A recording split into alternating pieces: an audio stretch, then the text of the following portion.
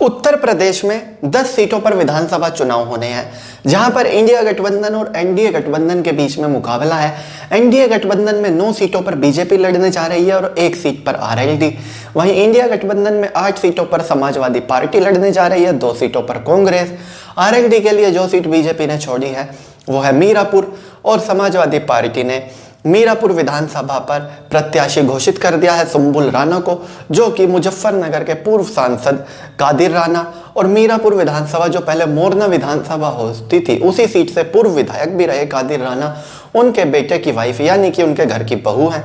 वहीं आरएलडी ने अभी तक अपना प्रत्याशी ऑफिशियली घोषित नहीं किया है, लेकिन अनऑफिशियली उनके प्रत्याशी होने जा रहे हैं कैराना के पूर्व सांसद अमीर आलम के बेटे नवाजिश आलम, जो बुढ़ाना विधानसभा सीट से समाजवादी पार्टी के विधायक भी रह चुके हैं। और ये एक ऐसा चुनाव होने जा रहा है, सबसे ज़्यादा रोमांचक जो चुनाव होने जा रहा है इसी सीट का इस वजह से होने जा रहा है क्योंकि इंडिया गठबंधन और एनडीए गठबंधन जिनके बीच में मुख्य मुकाबला होगा, दोनों ही पार्टियों के प्रत्याशी मुस्लिम हैं। वहीं ऐसा माना जा रहा है कि आज़ाद समाज पार्टी ने जहाँ पर मुस्लिम प्रत्याशी दे दिया है, बसपा भी इस सीट पर मुस्लिम प्रत्याशी ही देगी। तो ऐसा आपको देखने को मिल सकता है कि इस सीट पर सभी प्रत्याशी मुस्लिम हो, लेकिन जो मुख्य मुकाबला रहने जा रहा है वो रहेगा आरएलडी और समाजवादी पार्टी के बीच में।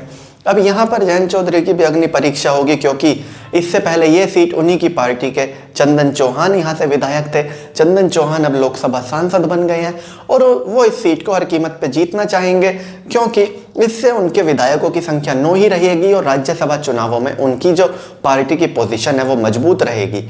वहीं हालांकि उन्होंने मुस्लिम कैंडिडेट को टिकट दिया है और बीजेपी के साथ ऐसा माना जाता है कि जो भी पार्टी बीजेपी के साथ होती है उसको भी मुस्लिम वोट नहीं मिलते, लेकिन नवाजिश आलम को मुस्लिम वोट मिलेंगे, इसमें कोई शक की बात नहीं है क्योंकि उनके पिता इस इलाके के पुराने नेता हैं और वो भी काफ़ी वक्त से पॉलिटिशियन है और उनके पर्सनल कनेक्शन इतने हैं कि वो अपने दम पर पढ़ने वाली 100% मुस्लिम वोटों में से जितनी भी पढ़ेंगी उसमें से 20-25% मुस्लिम वोटें आसानी से ले पाएंगे, और अगर वो इतनी वोट ले गए तो वो आसानी से जीत भी जाएंगे क्योंकि इस सीट पर समाजवादी पार्टी को सिर्फ और सिर्फ मुस्लिम वोट मिलेगी। कोई भी दूसरी वोट समाजवादी पार्टी के कैंडिडेट को नहीं मिलने जा रही है अगर उनके कार्यकर्ताओं को छोड़ दे तो।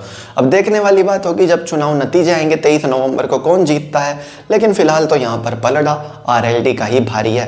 तो चलिए दोस्तों, मैं राहुल दहिया फिलहाल इस वीडियो के लिए इतना ही। आगे भी इसी तरह की वीडियोज़ के लिए बने रहिए मेरे साथ। धन्यवाद।